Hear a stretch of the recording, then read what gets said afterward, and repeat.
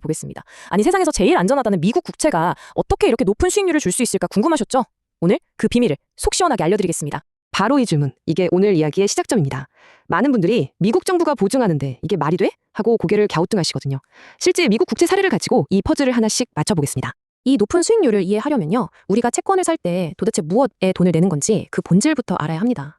채권은 주식이랑은 완전히 달라요. 주식이 그 회사의 주인이 되는 권리라면 채권은 뭐랄까 그냥 미국 정부에 돈을 빌려주고 받는 차용증 같은 겁니다.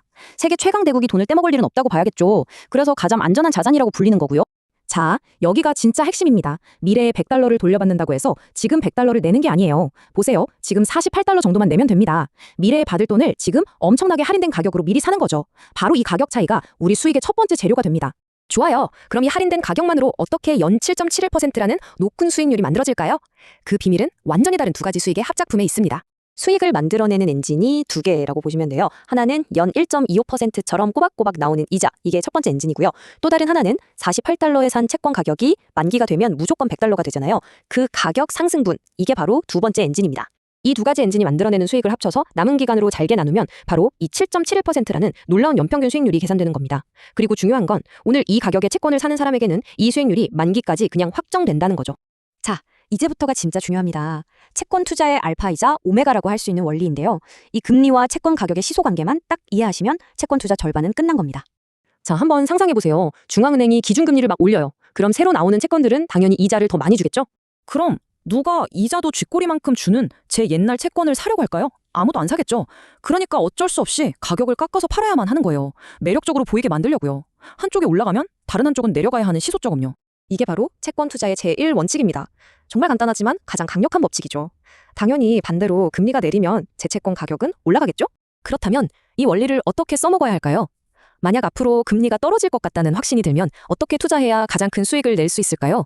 그 열쇠는 바로 시간, 즉 채권의 만기가 쥐고 있습니다. 이 차트를 보시면 그냥 한눈에 이해가 되실 거예요.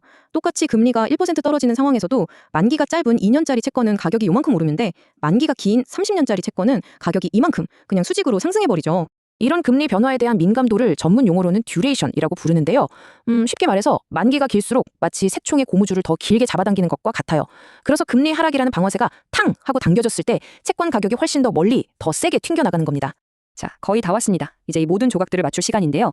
가장 중요한 건 이 시장의 선수들이 움직이는 순서를 아는 겁니다. 여기엔 명확한 서열이 있어요. 제일 먼저 움직이는 건 채권 가격입니다. 왜냐하면 시장의 기대감을 먹고 살거든요. 공식 발표가 나기도 전에 금이 내릴 것 같은데? 하는 순간 먼저 움직여요. 그 다음에 실제 금리가 움직이고 맨 마지막에 환율이 그걸 따라오는 구조입니다. 그리고 이게 바로 우리가 알아야 할 결정적인 트라 포인트입니다. 진짜로 금리가 내리는 뉴스를 보고 움직이면 이미 버스는 떠났다는 거죠. 왜냐, 가장 달콤한 가격 상승은 그 전에 이미 다 일어나 버렸을 테니까요. 그러니까 우리가 던져야 할 진짜 질문은 금리가 도대체 언제 내릴까가 아닙니다. 그게 아니라 시장은 도대체 언제부터 금리가 내릴 거라고 믿기 시작할까? 바로 이겁니다. 결국 채권 투자는요, 오늘의 뉴스를 쫓아가는 게 아니라 시장의 마음을 먼저 읽고 한 발 앞서 미래를 내다보는 게임인 거죠.